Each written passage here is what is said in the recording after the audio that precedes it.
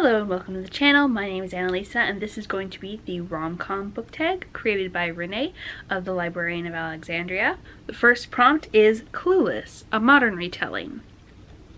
These prompts are all after rom-com movies. So I picked Emily Robertson's Lifestyles of Gods and Monsters because although this is set in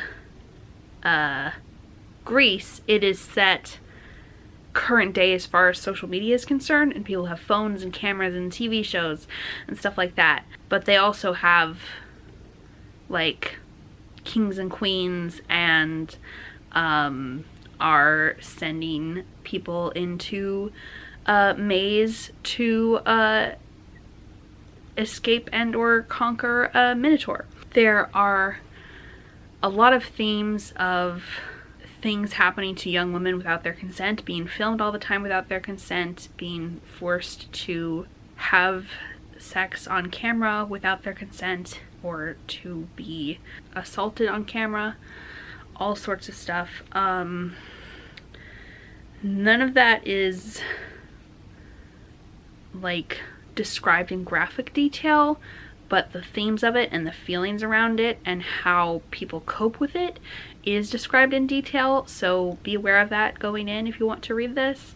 But it is, I think, a really good critique of modern social media families, especially ones who exploit their kids, and it's just a really interesting take on the I don't remember the names of the two main characters, which is the name of the myth, but the one where a young person is sent into the maze that has the minotaur in it.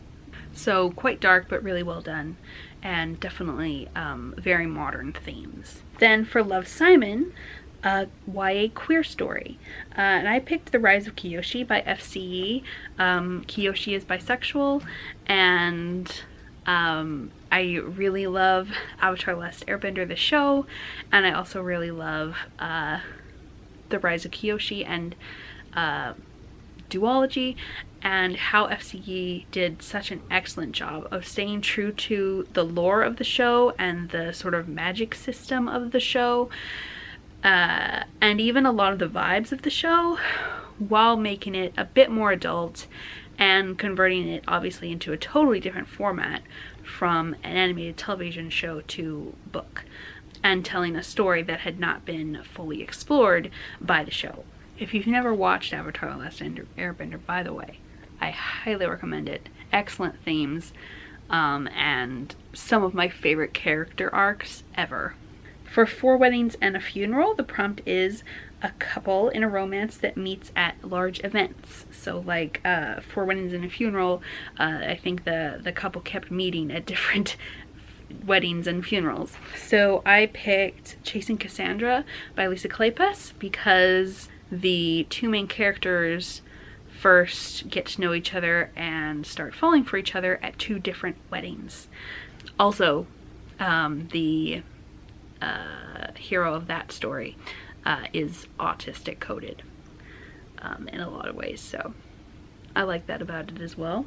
For Bridget Jones, a British love story. And I picked A Duke by Default by Alyssa Cole. This is up in Edinburgh, and the Duke in question is supposedly the Duke of Edinburgh, which is a little weird because at the time it was written, the Duke of Edinburgh was Prince Philip, a very famous person. So I thought maybe the author could have picked a less famous person to make a fake version of, who's not remotely like Prince Philip, because he's a young person who's not married to the Queen. I think the author might actually be American, so that might be why the she just plucked a dukedom out of a hat. It's quite cute.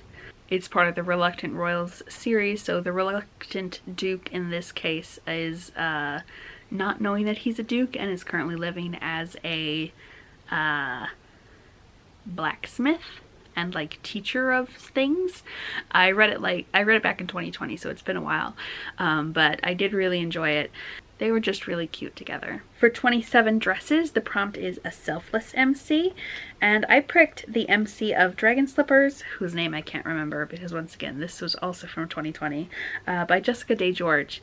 In this one, our main character is a embroiderer, and she gets involved with dragons, and while she is pursuing her own dream of becoming someone who embroiders professionally, most of the time she is trying to take care of other people and help them with the things going on in their lives and trying to help the dragons, even though that is not a popular cause. So I think that she is fairly selfless while still definitely having a backbone. Then for Easy A love story that tackles sexuality. Or some kind of issue around, or some kind of social justice issue having to do with sexuality. So I picked Like a Love Story by Abdi Nazimian. I wouldn't call this a romance, although it has romantic elements, but it is definitely, I would say, a love story. And it is about a couple of gay boys coming into teenagerdom during the AIDS crisis in the 80s, and having loved ones who have contracted AIDS and all of their family issues surrounding that, and some of the families being accepting, some of the families being homophobic and being in the closet, coming out,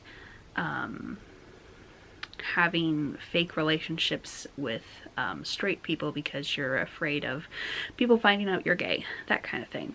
Yeah, it's quite heavy, but again, very well done, and is definitely a lot about the movement, mainly by queer people, to get support for medical help for AIDS. Because it was largely being ignored by the federal government, and there were various companies that were charging ridiculous amounts for medicine and things along those lines, that our characters get into the middle of protesting. How to Lose a Guy in 10 Days, a love story with secrets.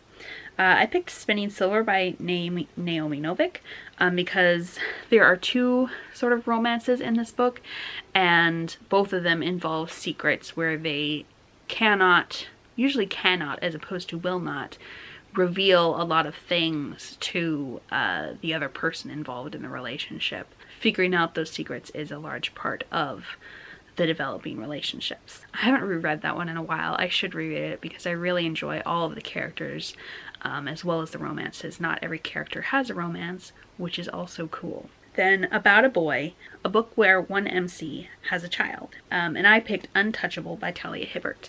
This is one of Talia Hibbert's earlier works. It focuses on the sister of the character from the first book in this little series. The sister is autistic. This main character stood up for her a while ago in a way that ended up getting her a felony on her record, which means employment is a bit hard to find, but she does end up being the nanny for the man she falls in love with, which to an extent is a trope that I kind of enjoy, because kind of like I was raised on Sound of Music, so things like that, but also that I have a personal distaste for it in a different area because I am a nanny slash child caregiver, and the idea of crossing that professional line in real life is highly bleh. So that's my kind of contradictory opinion on that particular trope, but I do enjoy the way it worked out in this book. I think they did a good job of handling the whole one being the boss of the other issue. So that's the tag. I tagged a whole lot of people in my last video, so today I'm just going to tag one, Anya Juan. No pressure whatsoever to do the tag if you don't feel like it. And any of you out there who would enjoy doing this tag, it is a fun one. You can say that I tagged you. So thank you so much for watching, and I will see you in the next video. Do tell me about a rom-com movie or book that you have enjoyed in the comments. Bye!